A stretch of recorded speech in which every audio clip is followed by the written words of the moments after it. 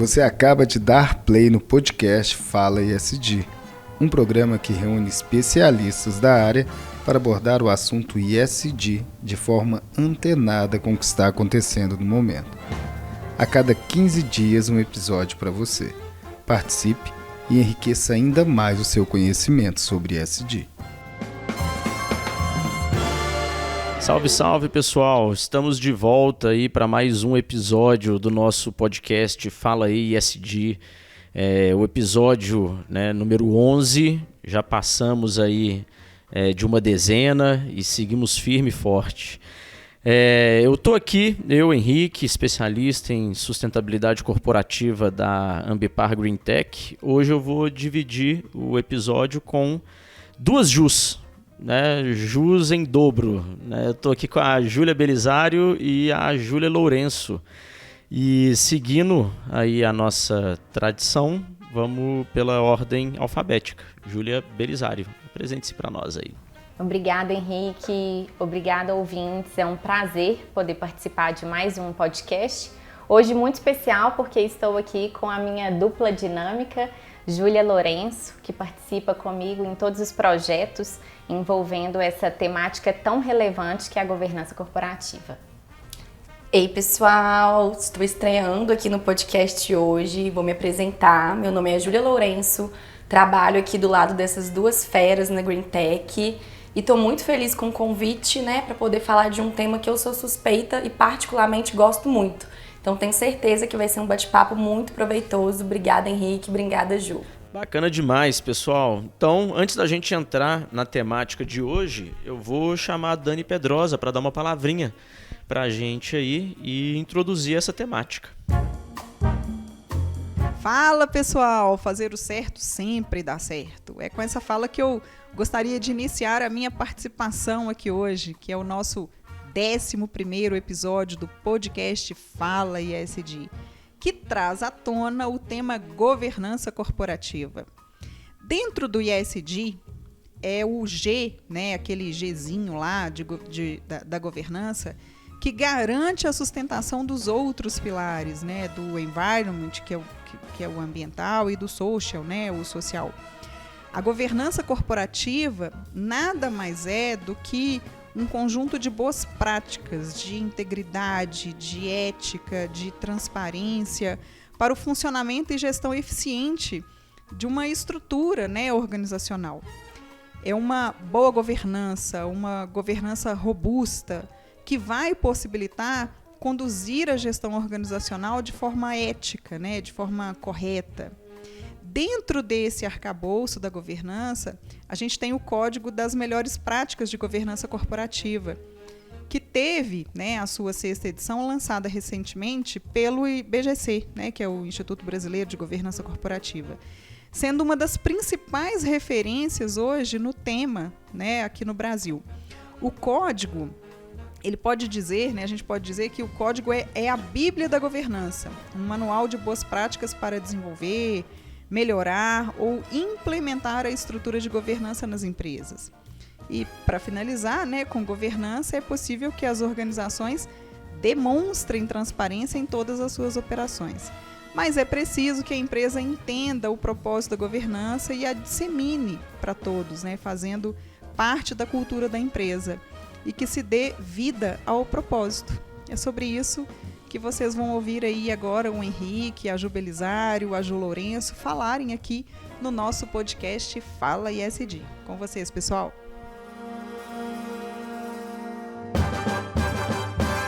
Vamos à coluna Me Fala Uma História. E no Me Fala Uma História de hoje, pessoal, eu vou contar uma historinha breve aqui sobre essa temática da governança corporativa. E fiquem à vontade, Jus. Eu acho que o bacana é que a gente não confunde, a gente fala uma Ju, qualquer uma que responder tá bom, então isso facilita muito o nosso trabalho. Mas contando a historinha rapidamente aqui, eu acho que é legal a gente trazer que na década de 80 nós tivemos diversas crises, diversos escândalos contábeis E isso acabou fazendo com que a governança corporativa surgisse como uma temática muito importante na década de 90. A gente tem em 1992, foi publicado lá na Inglaterra, o relatório Cadbury, que ele é considerado como sendo aí o primeiro código de boas práticas de governança corporativa que a gente tem aí no mundo, abrindo aí sendo influenciador, sendo aí uma boa influência para que diversas outras ferramentas, códigos, formas de gestão, considerando as boas práticas da governança corporativa, fossem implementadas aí no mundo. A gente tem até que um dos principais pontos que esse relatório trouxe foi a própria separação de responsabilidade entre conselho e uma diretoria executiva, dividindo aí as responsabilidades. E pouco tempo depois, lá em 1995, a gente teve a criação, a fundação aqui no Brasil do Instituto Brasileiro de Conselheiros de Administração, o IBCA, que logo depois, 4 anos depois, em 99, ele passou a ser chamado de IBGC, o que a gente conhece hoje como um Instituto Brasileiro de Governança Corporativa. Que ele é aí no Brasil a instituição referência para se trabalhar, para se implementar as boas práticas de governança corporativa aqui no território nacional. É inclusive uma referência na América Latina, sendo aí muito influenciando outros institutos nacionais na nossa região. E aí a gente teve também, eu acho que só para trazer um último exemplo, porque ao longo da década de 90 e anos 2000, várias iniciativas para trabalhar as boas práticas de governança corporativa, elas foram surgindo, E a gente teve em 99 também o surgimento dos indicadores do Instituto Ethos. O Instituto Ethos surgiu para poder trazer abordagens junto às empresas para trabalhar a sustentabilidade, a responsabilidade ética, social, corporativa das empresas. Então, acho que são só alguns marcos que são interessantes para a gente poder começar a contextualizar e ilustrar esse cenário, essa temática tão importante que é a governança corporativa. Chegou o momento da coluna Vamos Falar de Sustentabilidade.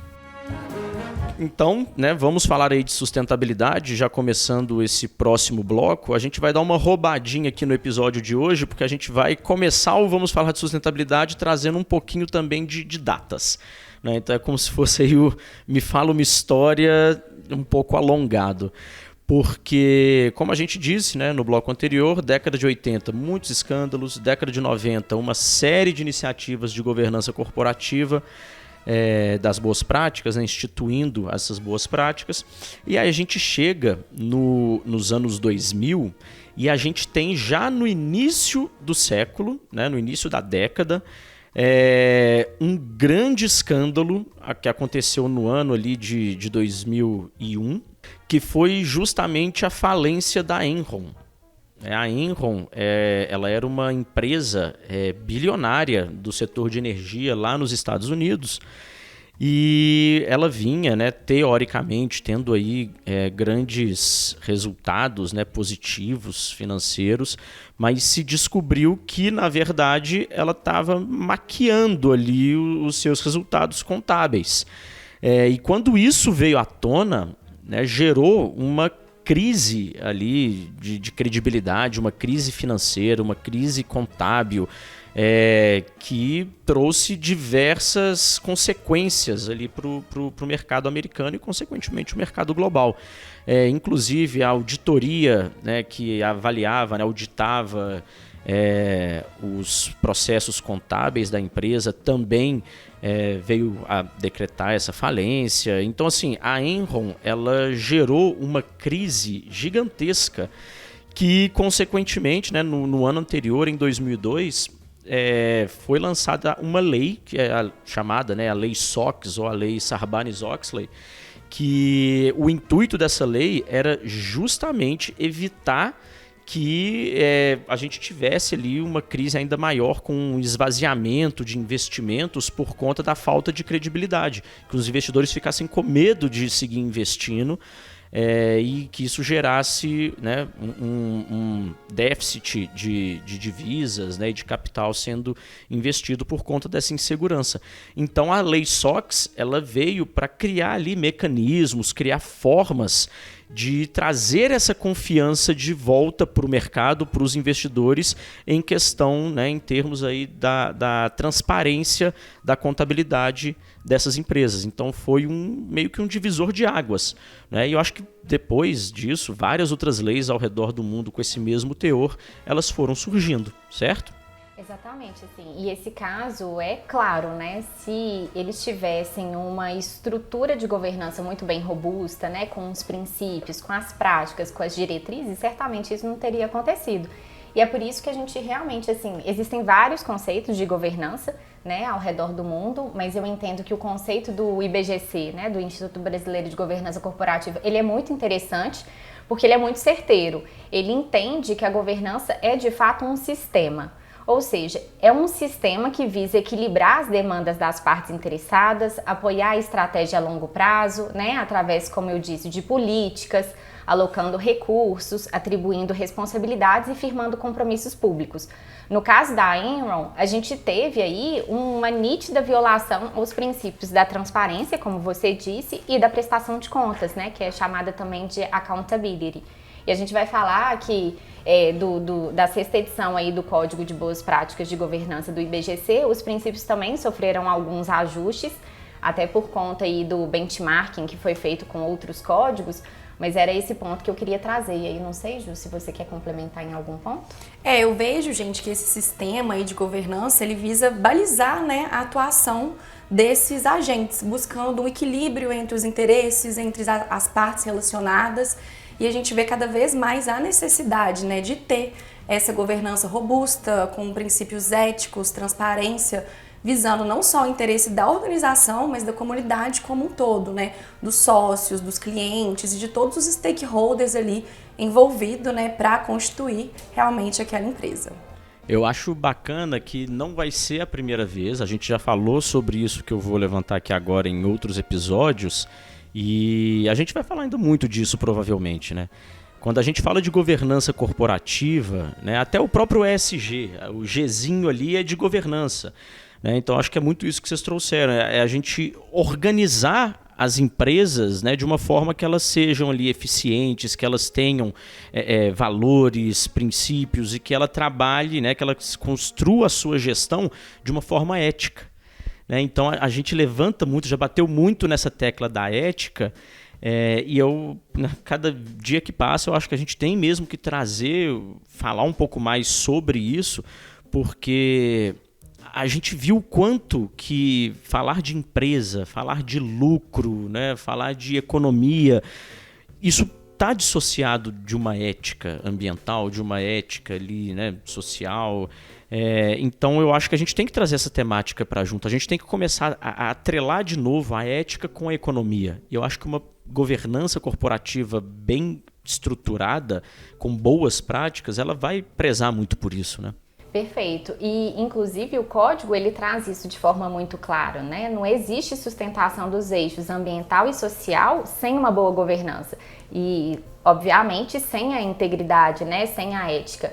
Até mesmo porque os agentes de governança, eles são os responsáveis por destinarem os recursos financeiros e não financeiros para essas temáticas, né? E isso realmente aí precisa de um alinhamento dentro do planejamento estratégico, faz parte, né, da integridade, faz parte da cultura. A gente vai falar muito de cultura, muito de propósito, é um grande desafio, mas realmente não existe governança corporativa sem integridade.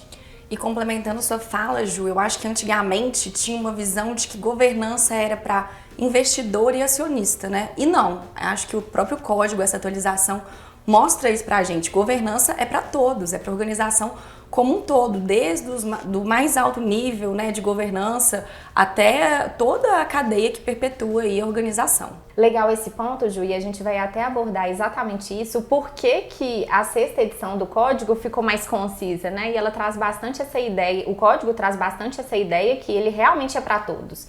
é para empresas de grande porte que estão dentro da Bolsa de Valores, é para empresas de pequeno e médio porte, é para startup.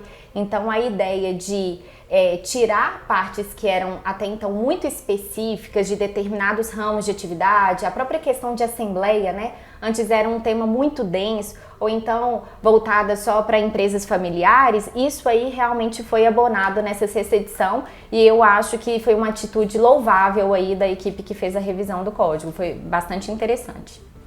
Não, perfeito. Então acho que só para a gente fechar esse bloco, a gente pode, então, meio que resumir aí governança corporativa como sendo, né, um conjunto de boas práticas para o funcionamento da empresa, para a gestão eficiente e ética daquela empresa, e além de ser também esse conjunto de boas práticas de gestão, também uma estrutura organizacional que permita que essa gestão aconteça da melhor forma possível. Então, independente do tamanho, né? Você tendo boas práticas, você tendo ferramentas, mecanismos, uma estrutura que te permita exercer a sua função de uma forma eficiente, de uma forma ética, de uma forma responsável, isso tudo a gente está falando de governança corporativa, né?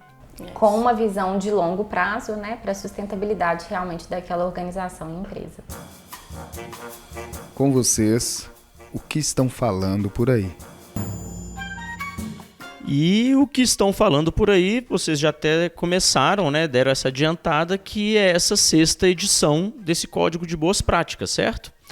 Então, eu queria pedir, Jus, e aí para qualquer uma, vocês vão bater nessa bola aí, explica pra gente então, em um pouco mais de detalhes aí, o que seria essa 6ª edição, o que são essas outras edições. Vão contextualizar aí o nosso ouvinte e trazer o que essa 6ª edição traz de novo e de bom, né, pra gente poder trabalhar essa governança corporativa. Bom, então bora lá e a gente vai bater nesse papo, Ju. Primeiro, para quem não sabe, o código ele serve como um manual de boas práticas, né? Para que as empresas, as organizações de qualquer porte, ramo, localização, como a gente falou, elas possam se direcionar para melhorar ou implementar a sua governança. Um ponto muito importante é que a adesão ela é voluntária. Então, não existe uma obrigatoriedade, né, para que ela seja cumprida, para que o código seja cumprido.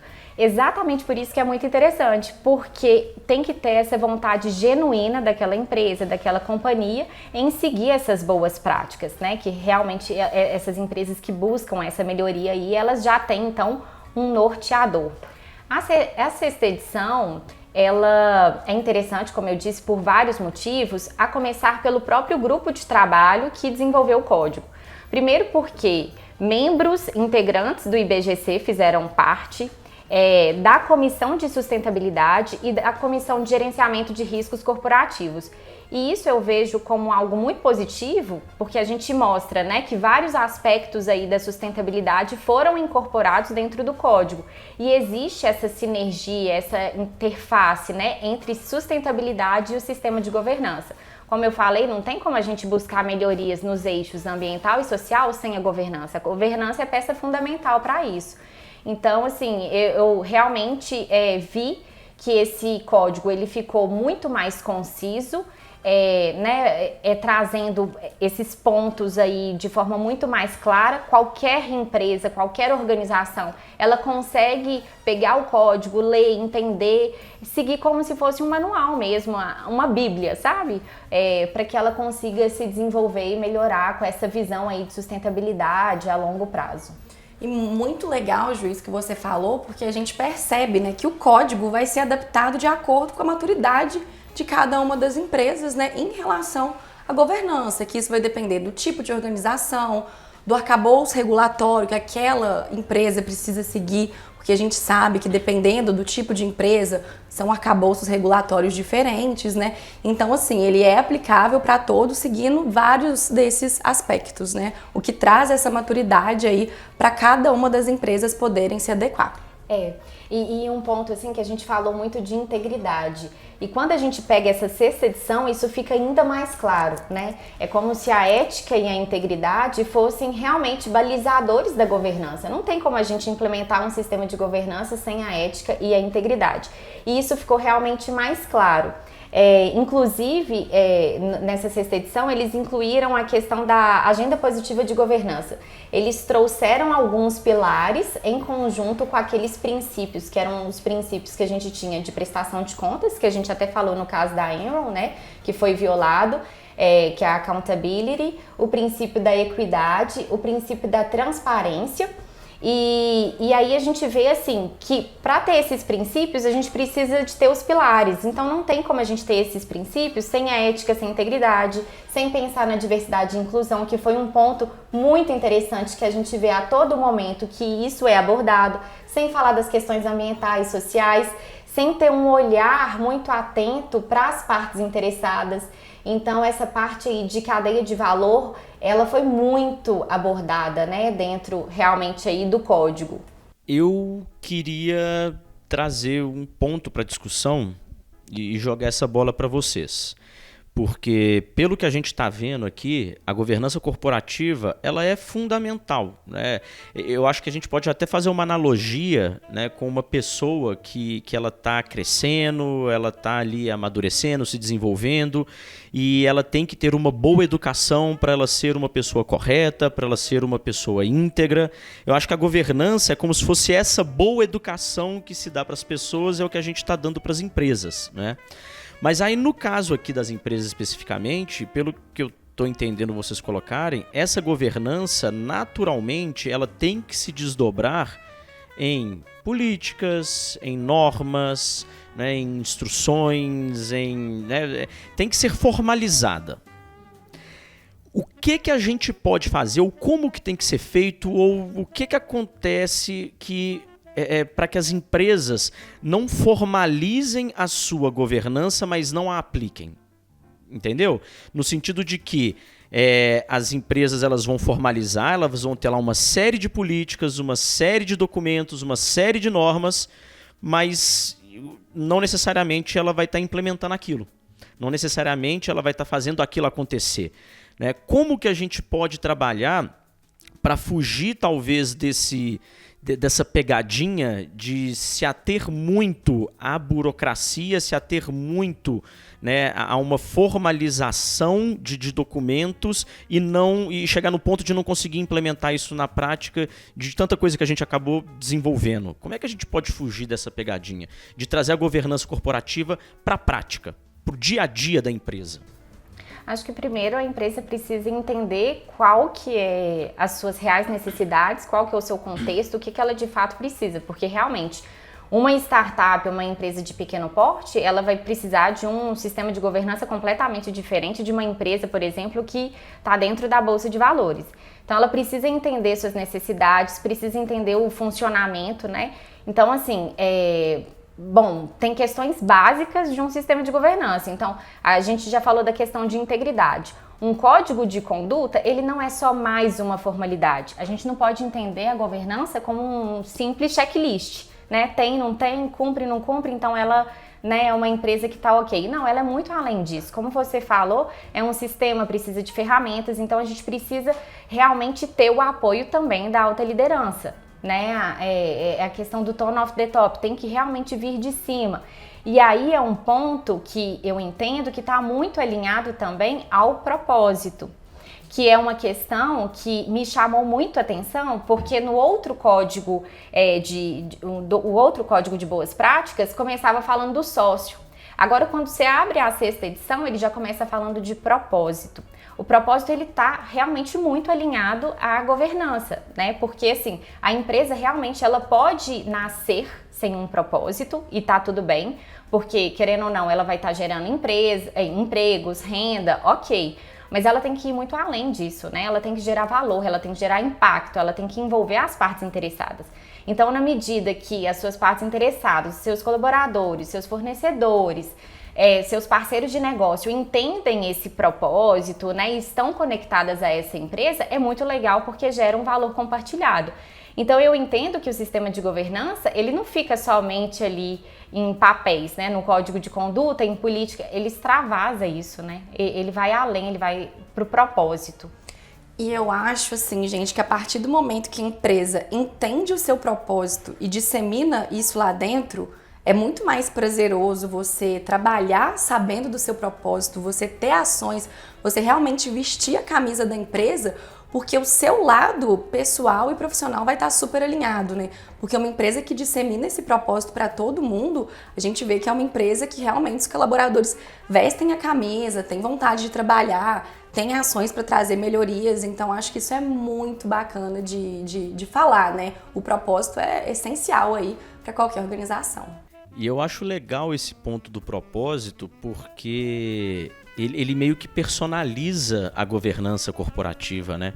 Porque uma coisa é você desenvolver ali políticas, práticas e ferramentas. Por quê? Porque todo mundo faz, porque é o padrão. Cumprir uma tabela. Cumprir uma tabela, o checklist. Não, eu vou desenvolver políticas, práticas e uma estrutura de governança corporativa que seja alinhada ao meu propósito, ao meu modelo de negócio.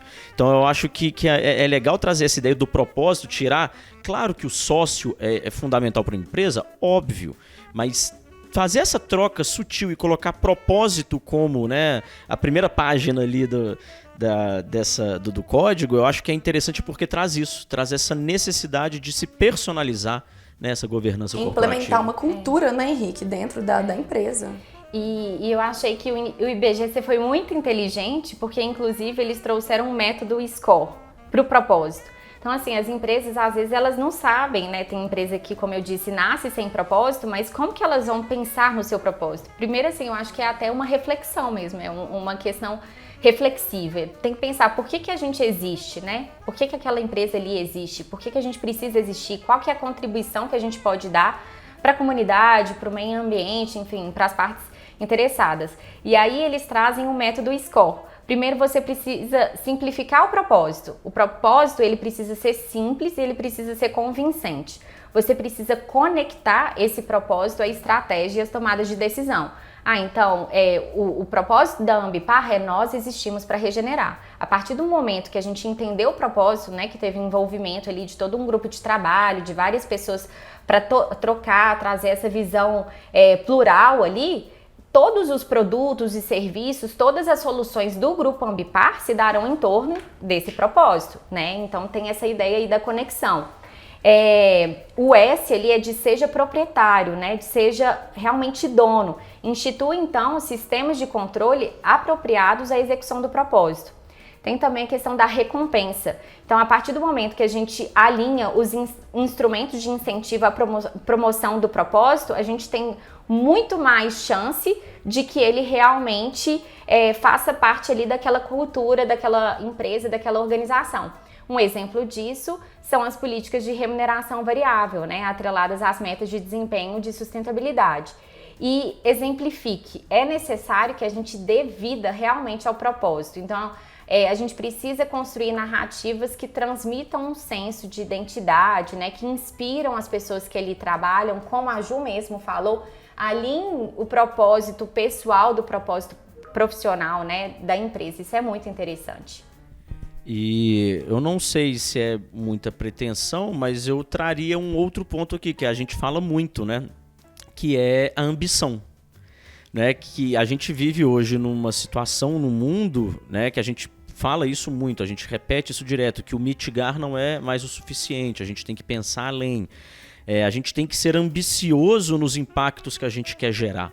Né? A gente tem que ser ambicioso na direção que a gente quer seguir. Então eu acho que talvez eu incluiria, né? Eu acho que está perfeito isso daqui, eu acho que, né, fantástico essa ideia, né, essa forma, esse método de pensar o propósito, mas talvez eu traria uma ambição como se permeasse todos esses pontos, né?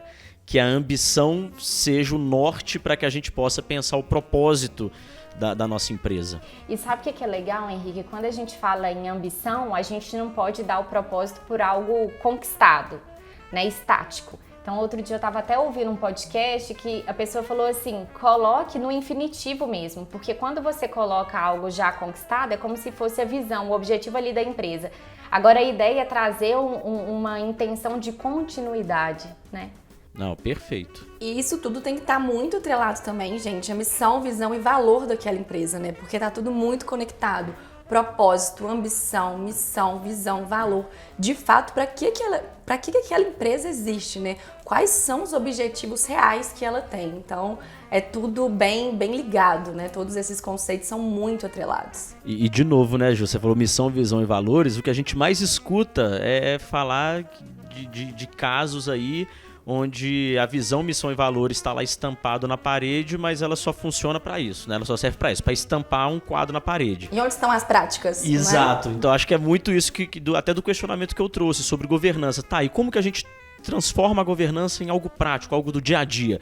Eu acho que é muito isso, né? É você ter uma visão, missão, valores, propósito, uma estratégia, ela tem que ser vivida todos os dias. É cultura organizacional. Aí sim a gente tem uma cultura com um objetivo, uma cultura ética, uma cultura responsável, uma cultura consciente, sustentável.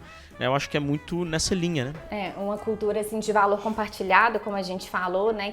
Então, deixando de lado aquele capitalismo ali do shareholder, muito voltado para o lucro, só para o acionista e pensando em todas as partes interessadas. Nesse ponto aí eu tenho um case muito interessante que eu queria compartilhar aqui com os ouvintes e com vocês, que ele inclusive é relatado no livro do Capitalismo Consciente, escrito pelo John Mackey, e é super legal porque esse John Mackey, ele é o CEO da Whole Foods, né?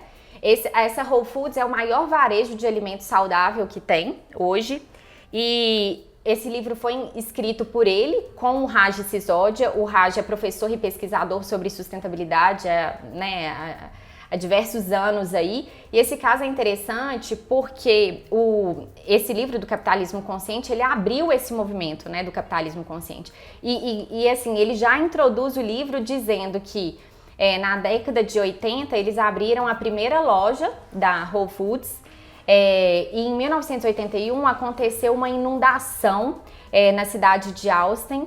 E assim, os danos foram enormes, né? A cidade se estima assim, que teve um dano de 100 milhões de dólares e aí a loja ficou completamente inundada, sem nenhum estoque, sem equipamento. O CEO na época ficou desesperado e falou assim, pronto, é o fim, né? Como que eu vou me reerguer, como que vai ser? Não tinha caixa, como eu falei, não tinha estoque. E aí ele tinha acreditado que o negócio dele tinha acabado.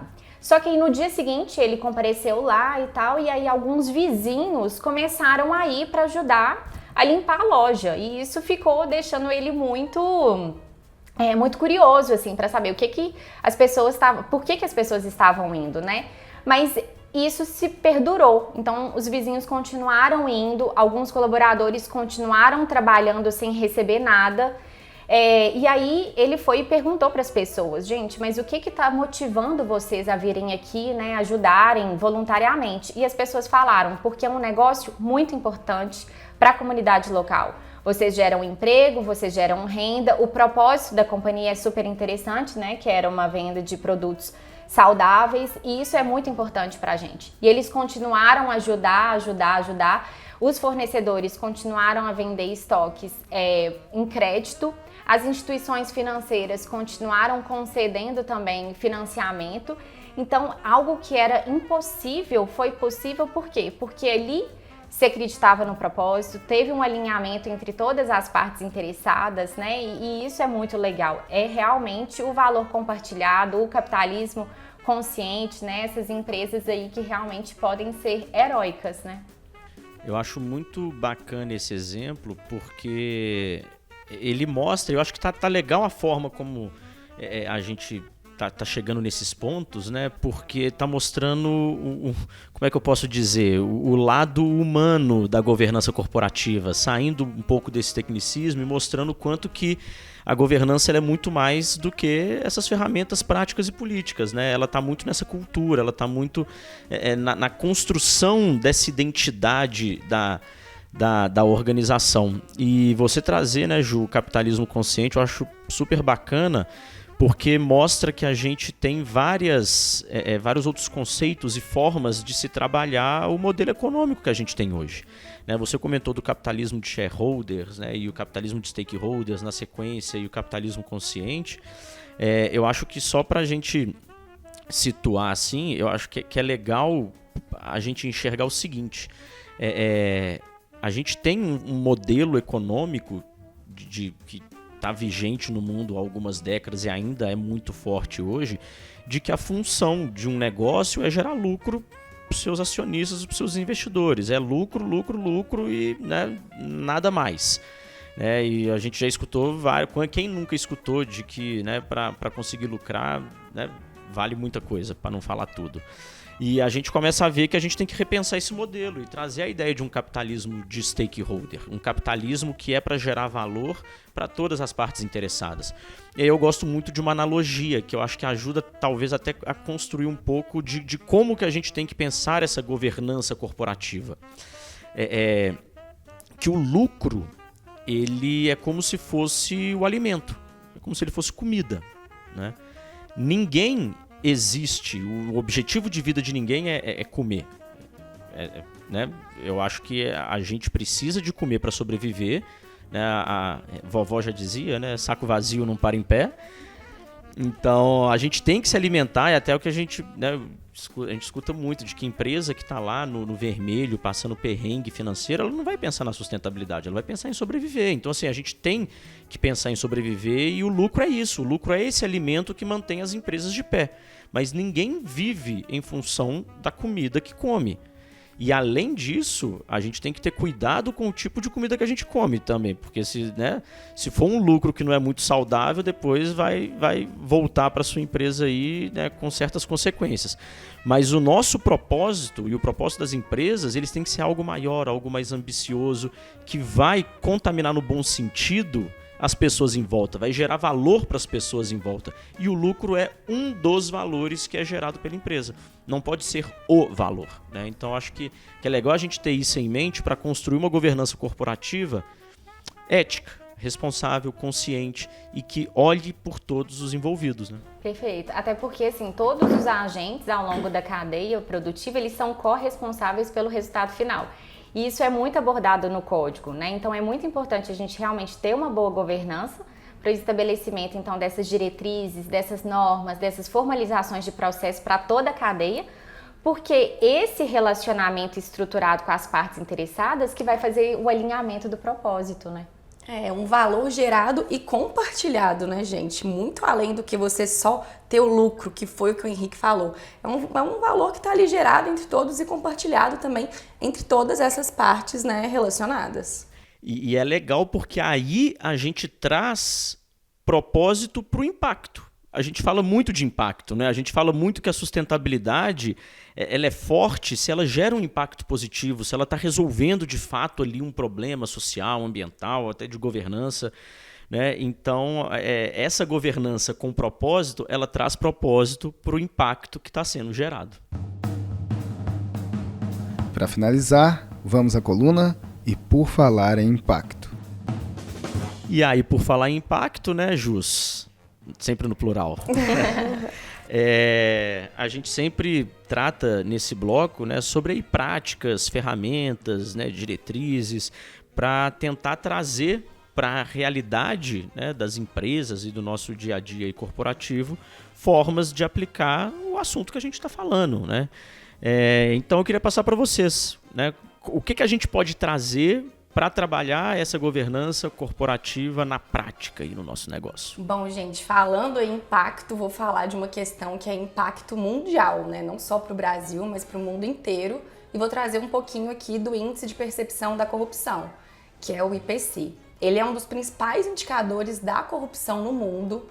Ele foi produzido pela Transparência Internacional em 1995, então já tem 28 anos aí, né, que esse índice está vigente. E a Transparência Internacional, ela é uma organização não governamental, que é dedicada à luta contra a corrupção. E esse índice, ele vai avaliar 180 países e territórios e atribuindo notas em uma escala de 0 a 100. Então, quanto maior a nota, maior é a percepção de integridade do país. E isso está muito atrelado com tudo que a gente vem falando do quê?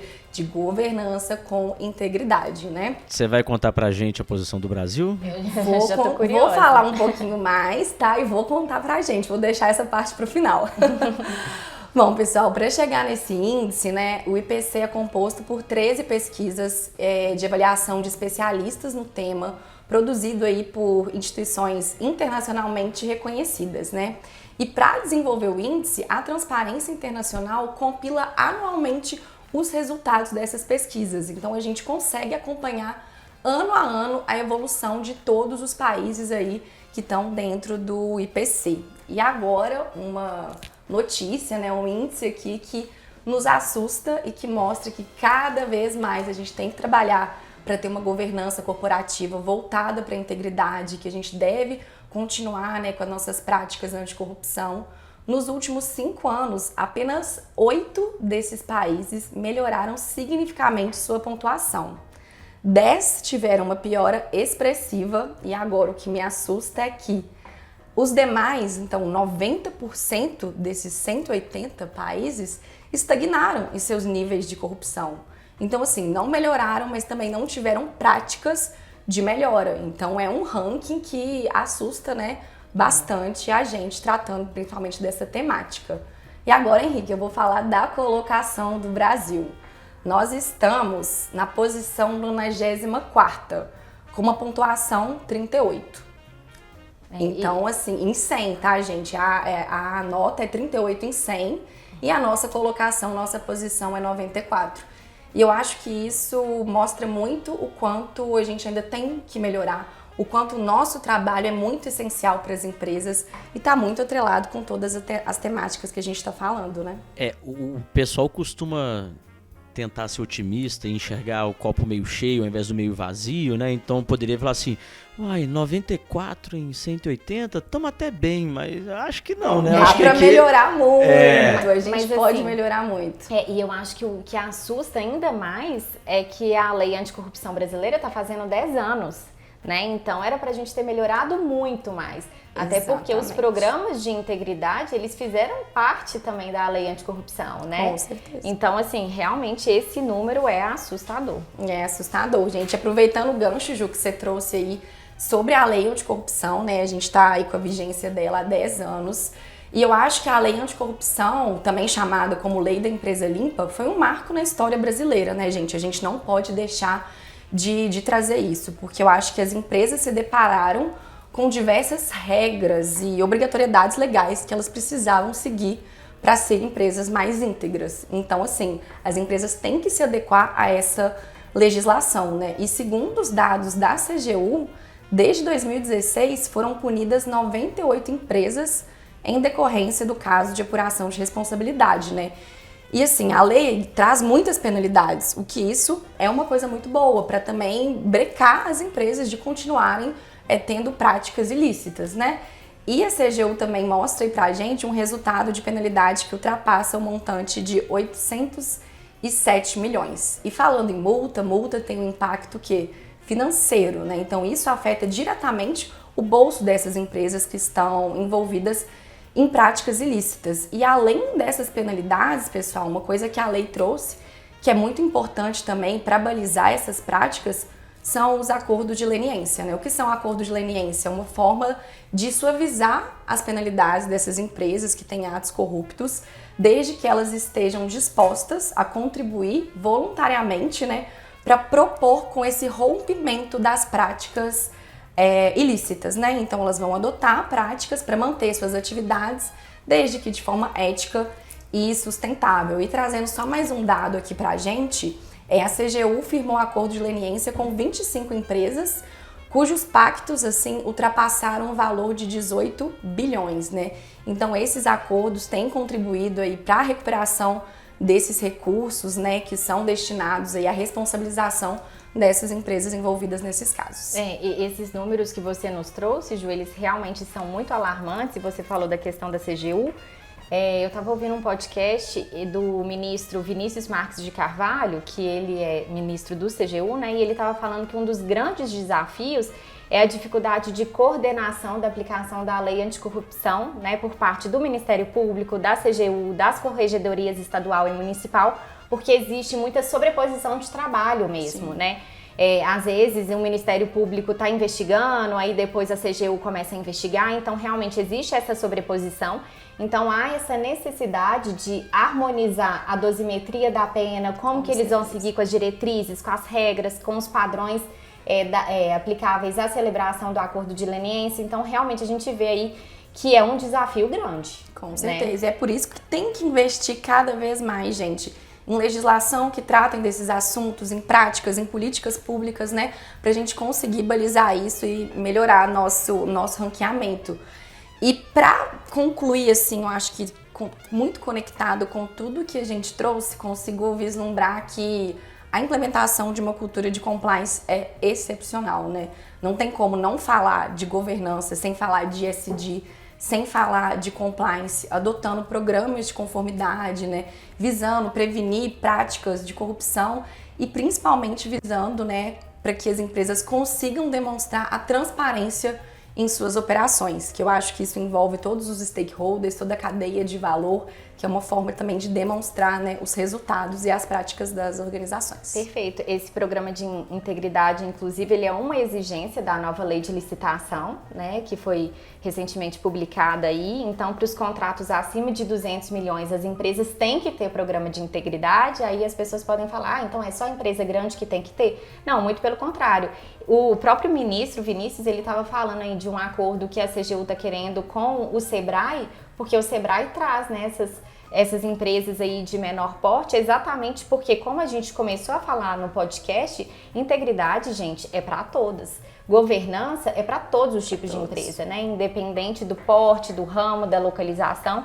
Então, assim, a gente sempre brinca aqui, né, Ju, que fazer o certo sempre dá certo. Eu acho que é um jargão aí popular, famoso, mas realmente é verdade. E a gente sabe que empresas que trabalham com integridade, de forma ética, elas levam muito mais confiança, né, para todas as partes interessadas. Com certeza, Ju, e é adequando, né, isso tudo que a gente trouxe à maturidade de cada negócio, que com certeza aí os resultados vão ser bem melhores e muito mais íntegros. E sabe o que é interessante que vocês foram falando e aí foi me vindo vários casos, né, desde ali que a gente já citou da Enron, né, até outros casos. Você tem a própria bolha imobiliária, né, de 2008, a crise de 2008, aí a gente veio tendo, né, crise, Lava Jato, né? Lava Jato. A gente veio tendo crises atrás de crises a nível global, né, desde então. E uma coisa que me chama muito a atenção é que, né, corrupção, falta de ética, falta de integridade ao lidar com os negócios, pode parecer ali no curto prazo vantajoso. Vou colocar ali milhões na minha empresa, milhões no bolso, que seja, mas uma hora a casa cai, né? E aí, quando isso acontece, você tem ali uma empresa que muitas vezes tem ali milhares de funcionários, de colaboradores, né? Eu pego uma Enron da vida, uma das maiores ali empresas de energia, né, dos Estados Unidos na época. Quando você quebra uma empresa dessa, por questão de fraudes contábeis, por questão de corrupção, né, questão de uma falta de governança, o impacto ele vai muito além da própria falência do negócio, né? Esse impacto é uma série de demissões, é uma série de crise social que você... Imagem reputacional, né? Exatamente. Exato. Então, assim, o impacto ele vai cascateando, né? Você não ter ali ética nos seus negócios, você não ter boas práticas de governança, isso pode colocar em risco, né, uma sociedade ali do entorno, sabe? Você pode gerar uma crise social a partir disso, que é muito grande, né? Queira ou não, a gente não pode deixar de dizer que a crise de 29, por exemplo, a quebra da Bolsa de Nova York, você tem critérios, você tem questões ali que remetem à falta de ética e falta de boas práticas de governança. E ali você gerou uma crise econômica e, consequentemente, uma crise social gigantesca por anos, né? O aumento do número de pessoas que perderam suas casas, seus bens, foram morar na rua lá nos Estados Unidos nessa época era gigantesco. Um aumento num índice de suicídio, por exemplo, por causa, né, do desespero de você não ter ali mais renda. Então, assim, vai muito além do que simplesmente o negócio, do que simplesmente a empresa. Todas as empresas são feitas de pessoas, a gente não pode esquecer disso, né? A Dani fala muito isso, eu acho que capitalismo consciente também fala muito isso. Empresas são feitas de pessoas, né? Se a empresa quebra, você está acabando, regaçando aí um monte de pessoas também. Exatamente. Inclusive, né, existem tendências de fatores de risco de governança e dentre essas tendências, com certeza, a gente pode citar aqui integridade, controles internos, gestão de riscos corporativos, né, imagem e reputação, igual você falou. Então, existem vários desdobramentos quando uma empresa é envolvida aí, né, num caso de corrupção. Realmente, a gente precisa ficar muito atento. E esses números que a Ju nos trouxe, né, desse índice, eu fiquei, de fato, preocupada aqui. É, muito preocupante mesmo. Pessoal, aproveitando aí que você trouxe a questão de tendência e métrica de governança, acho que as empresas também se viram na dificuldade de como adequar isso ao seu negócio, né? E hoje não tem como falar de tendência e métrica de governança sem falar de ESG. Mas quando surgiu o ESG, veio à tona, as empresas ficaram, opa, peraí, como que eu vou adequar o meu negócio para isso? Então foi um desafio muito grande e eu vejo que as empresas estão lutando cada vez mais para trazer práticas visando os pilares do ESG e nesse contexto o Fórum Econômico lançou um manual sobre tendências e métricas, né? Que é para auxiliar essas empresas a enfrentarem esses desafios.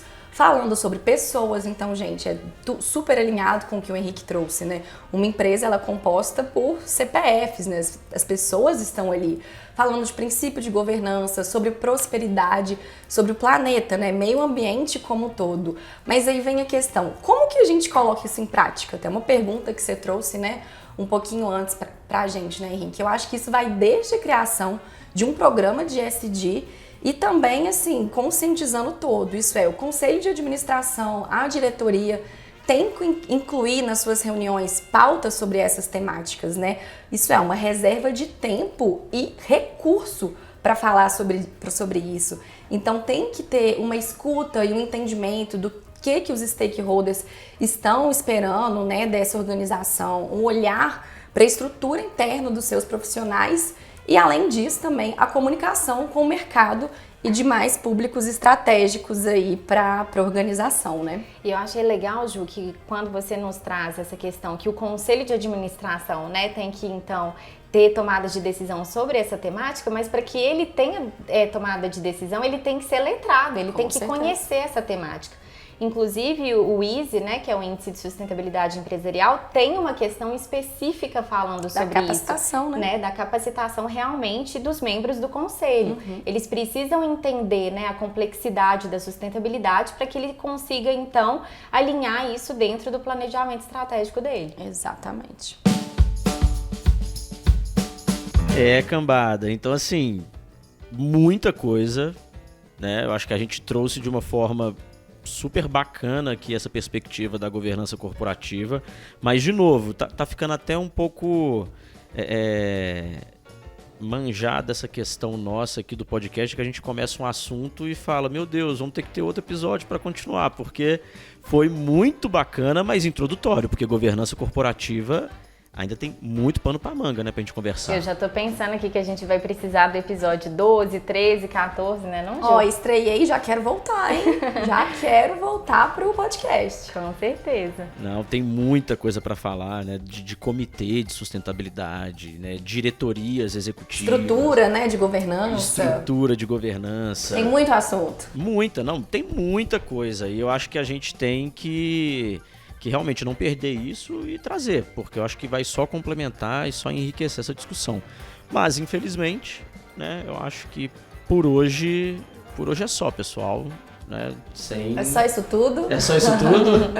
Mas foi muito bom, eu acho que pra gente conseguir introduzir o assunto e mostrar essa importância. E o que eu particularmente gostei muito foi que a gente conseguiu mostrar ali uma abordagem até mais humana dessa governança corporativa, né? E eu gostei muito disso. Espero que vocês aí, ouvintes, tenham gostado e que, né, a gente tenha agregado aí para vocês. Eu acredito que a mensagem, né, que eu acho que a gente pode deixar aqui, mensagem final, é que organizações, empresas de qualquer porte, qualquer ramo, localização, se beneficiam, né, de um bom sistema de governança. Então, eu acho que essa é a mensagem, para as pessoas não acharem que é somente para empresas de grande porte. Eu acho que o código, né, como a gente abordou muito, a sexta edição trouxe isso de forma realmente muito fluida, muito clara. e é nisso que a gente deve focar. Com certeza, pessoal, visando aí empresas transparentes, íntegras, visando a anticorrupção, aumento da confiança. Então temos muita coisa também para conversar e trazer mais para vocês. Muito obrigada. Obrigada, pessoal. É isso aí, pessoal. Até o próximo episódio do Fala ISD. O pessoal aqui da direção aqui, dos bastidores, me lembrou, eu tava até esquecendo. Comentários, sugestões, reclamações, feedbacks, qualquer coisa. Se quiser mandar só um oi aí para nós também, pode ser. Entrem no www.ambipargreentech.com.br na aba Educação. É isso aí. Não confundam com /educação, que aí não vai entrar em site nenhum. Tem que entrar no site ambipargreentech.com.br, vai ter lá em cima no menu a aba Educação. E aí estamos esperando aí a participação de vocês. Muito obrigado, pessoal, e até a próxima. O podcast Fala ISD é produzido pela Ambipar Green Tech. Vai ao ar a cada 15 dias, sempre às quintas-feiras. Acompanhe nos principais agregadores.